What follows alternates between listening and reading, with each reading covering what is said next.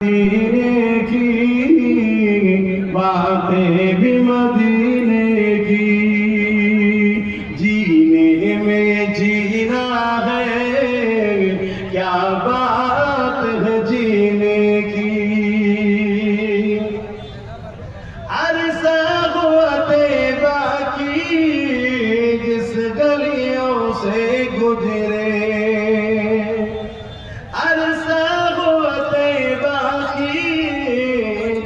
गलियों से गुजरे, इस वक्त भी गलियों से खुशबू है पसीने की।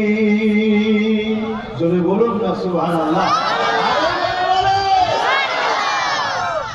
সেই 1400-1500 বছর আগে দয়াল নবী যে রাস্তা দিয়ে ঘুরেছে, আজও সেই রাস্তার গলিতে আমার নবীর পাসিনার খুশবু পাওয়া যায়। জোরে বলুন সুবহানাল্লাহ, আরো জোরে বলুন সুবহানাল্লাহ।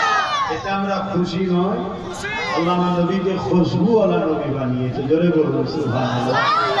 হযরত আব্দুল্লাহ হুজুরের সঙ্গে আম্মা আমিনা হুজুরের নিকাহ হলো, বিবাহ হলো।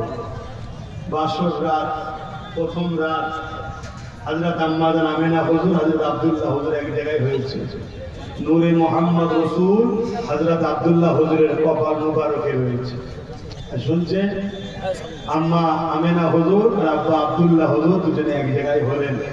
আমিনা হুজুর আব্দুল্লাহ হুজুরের পেশিনা মুবারক থেকে নূর আম্মা আমিনা হুজুরের পবিত্র রেহেমে চলে যায়। জোরে বলুন সুবহানাল্লাহ। আম্মা আমিনা বলছে, তারপর থেকে আমার শরীর থেকে একটা খুশবু বেরোনো শুরু হয়েছে। জোরে বলুন সুবহানাল্লাহ, আরো চিৎকার দিয়ে বলুন সুবহানাল্লাহ।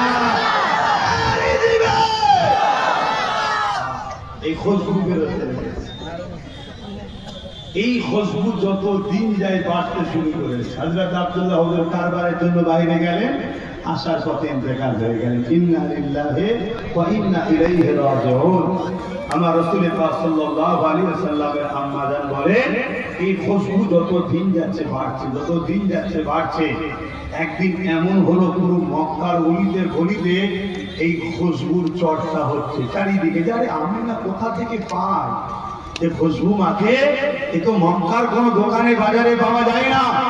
এ কথা হযরতে আব্দুল মুতালিব রাসূলুল্লাহ দাদার কানে গেছে। রাসূলুল্লাহ দাদা বলছে, হ্যাঁ আমিও ভাবি এই খুশবু আসে কোথা থেকে।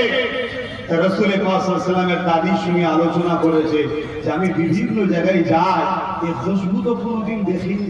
অনেক রাজাদের সঙ্গে মিশি, রাসূল পাকের দাদা জান ছিলেন মক্কার প্রেসিডেন্ট ওই সময়ে, ভিআইপি ব্যক্তি।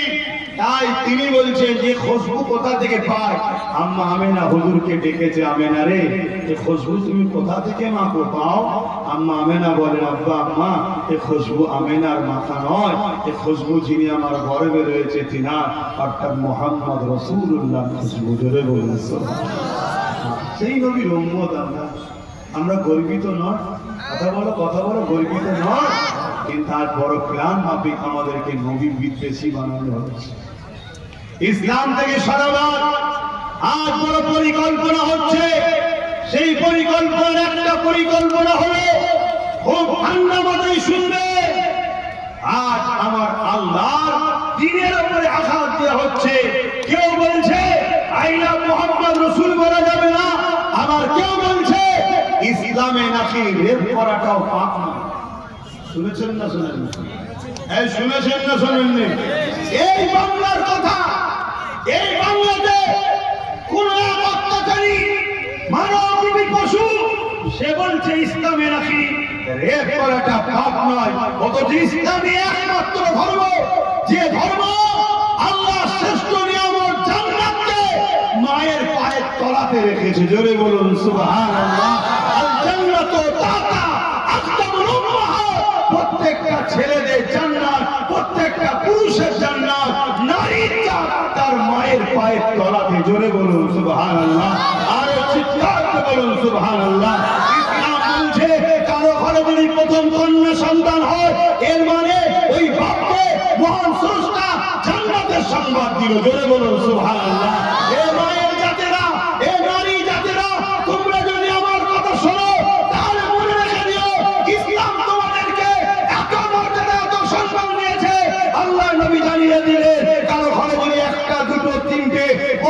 কন্যা সন্তান হয়, ওই বাপ যদি মনে বেজার না হয়, 3 কন্যাকে পেয়ে খুশি শুকরিয়া আদায় করে লালন পালন করে যদি 3 কন্যার বিবাহ দিতে পারে, আল্লাহ নবী দুটো আগুন করে দেখাচ্ছে, যেমন দুটো আগুন পাশাপাশি আছে, ওই 3 কন্যার বাবা আব্বা আমি রাসূলুল্লাহ একসাথে জান্নাতে থাকবো। জোরে বলুন সুবহানাল্লাহ, আরো জোরে বলুন সুবহানাল্লাহ।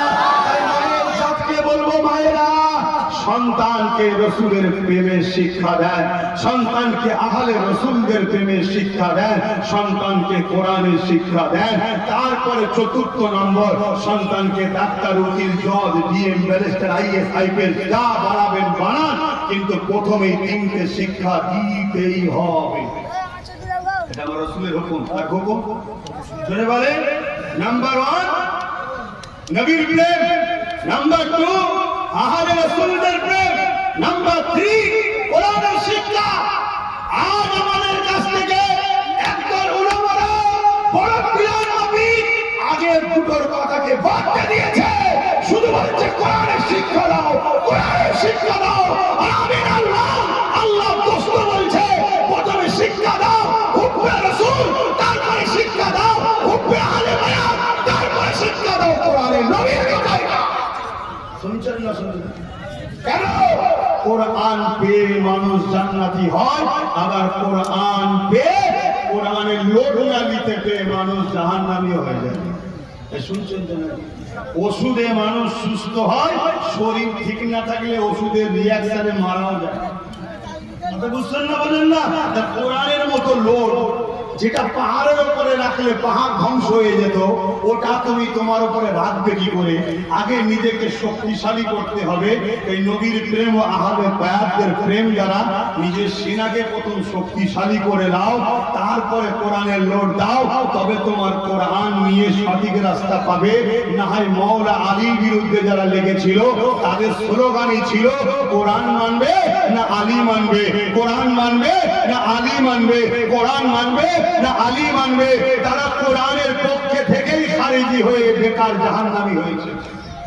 কথা বুঝছেন না? বোঝেন না? আর রাসূলের সাহাবারা কি বললে? আমরা অবশ্যই কোরআন মানবো, কিন্তু তোদের থেকে নয়, মাওলা আলীর থেকে মানবো। জোরে বলুন সুবহানাল্লাহ। কারণ নবী বলেছেন আলী হলো, আমি রাসূল হলাম ইলম, আর আলী হলো মাওলা আলী শের খোদা হলো ইলমের দরজা। জোরে বলুন সুবহানাল্লাহ। আমার ভাইগুলো শুনছো তো? বুঝছো তো ভাই? আমি এতটুকু মিশন আমার একটাই, যে আমার ভাইগুলো কমসে কম মারধর খেয়ে হলেও যেন জান্নাত থাকে। এই জান্নাত যেতে গেলে ভাই ভিসা লাগবে, বোঝেন তো নাকি? ভিসা, ভিসা বোঝেন তো? আপনারা আরবে যান না অনেকে, এই দেশ থেকে ও দেশে যেতে গেলে ভিসা লাগে না? লাগে না? তো দুনিয়ার দেশ থেকে জান্নাতের দেশে যাবেন, ভিসা লাগবে না? হ্যাঁ, দুনিয়া হলো ভিসা অফিস, আর পাসপোর্ট হলো এইটা সিনা। এখানে ভিসার স্ট্যাম্প মারতে হবে, স্ট্যাম্পটা হলো লা ইলাহা ইল্লাল্লাহু মুহাম্মাদুর রাসূলুল্লাহ। আল্লাহকে আল্লাহর মতো মানা, রাসূলকে রাসূলের মতো মানা। আল্লাহ শানে যদি ইখতিলাফ করো, আল্লাহ মর্যাদা মাকামে যদি ইখতিলাফ করো, তাহলে আল্লাহ মানা হবে না। নবী পাকের শান মর্যাদায় যদি খাটো করো, আর রাসূল মানা হবে না। শুনছেন তো? সেই ইসলাম এখানে লাগাও, তারপরে তো তুমি জান্নাতে পৌঁছে যাবে। আর এই ভিসাটা চেক হবে কোথায়? কবরে। চেক হবে কোথায়? কবরে। হ্যাঁ, মান রব্বুকা, তোমার রবকে রব্বি আল্লাহ, মা দিনুকা, তোমার দিন কি? দিন ইসলাম। তারপরে কি? নবীকে হাজির করিয়ে দেখানো হবে, ইনি হলেন মুহাম্মদ সাল্লাল্লাহু আলাইহি ওয়াসাল্লাম। ইনার সম্বন্ধে তোমার দুনিয়া জিন্দেগির রায় কি ছিল বলো? শুনছেন? ওইখানেই যদি ব্রেক ফেল হয়ে যায়, আগের দুটো ঠিক বলার পরও জাহান্নামে যেতে হয়, না কবরে আযাব হবে। আর আগের দুটো যদি গন্ডগোল হয়েও যায়, আর হুজুরকে দেখে যদি চিনতে পেরে যায়, আরে আমার আকা তো, আমার নেতা তো, আমার সহিংসা তো, আমার রাসূল তো, আল্লাহ বলবে ফারিস্তা রে, তোদেরকে দেখে ঘাবড়ে গেছে। বন্ধুকে যখন চেনে, তার মানে আমাকেও জানে, দিনকেই জানে। কেন? বন্ধুত্ব কাজই ছিল আমাকে চেনানো আর দিনকে জানানো। মাফ করে দে। জোরে বলো সুবহানাল্লাহ। রাসূল চেনো, রাসূল চেনো, রাসূল চেনো। আজ নবী হারা হয়ে মার খাচ্ছি আমরা, নবী সরে দেওয়ার জন্য মার খাচ্ছি আমরা। কি গো অসুবিধা হচ্ছে? কিন্তু নামাজ পড়তে পড়তে চালালে হবে।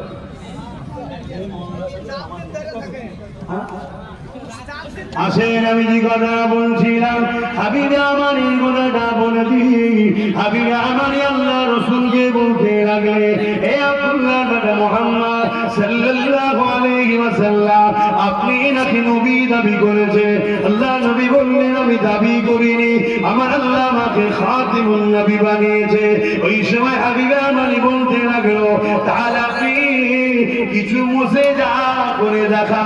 এ যুবকেরা ওই সময় তারা জানতো মুজেজা নবীদের দ্বারা হয়, আর উলামা দাবি করে নবীর মুজেজা মানতে চাইছে না। বড় দুঃখ লাগে, বড় কষ্ট লাগে। হাবিবে আমারই বলতে লাগলো, আপনি আকাশে কিছু করে দেখা। ওই সময় আল্লাহ নবী আসমানের দিকে মুখ তুললে তুলে বলতে লাগলেন, এ হাবিবে আমারই রে, এই আকাশের চাঁদটাকে টুকরো করে কি দেখাবো? এই কথা শোনার সাথে সাথে হাবিবে আমাদের বল বন্ধ হয়ে গেল, কথার বেরোতেছে না যে চাঁদ টুকরো করে কি করে, চাঁদ টুকরো হবে কি করে? হাবিবে আমানি তো জানেন না কার সাথে কথা বলছে। চাঁদটাও তো রাসূলকে ইশক করে, জোরে বলুন সুবহানাল্লাহ।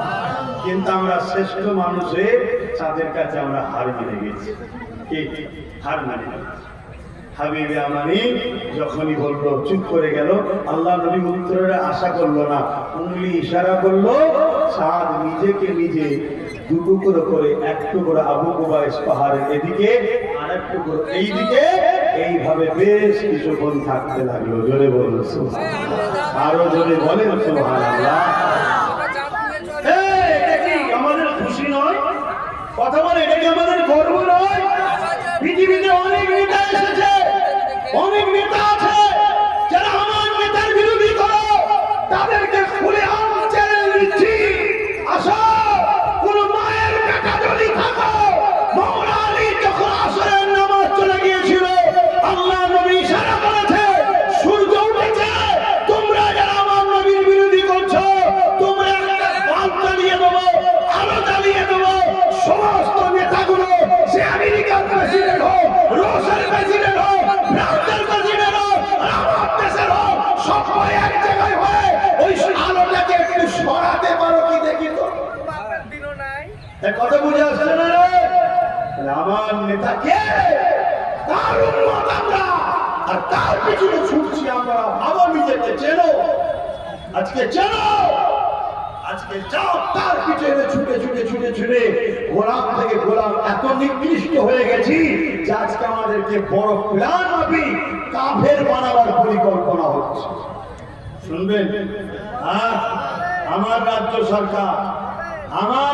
সরকার দীঘাতে একটা মন্দির করেছে, জানেন তো নাকি? ওই মন্দির করেছে রাজকোষ থেকে, যেটা উচিত নয়। তারপরও চলো ছেড়ে দিকে যাও, যা বাচ্চার বলে কাজ নেই। কিন্তু সেই মন্দিরের পোশাক রেশনে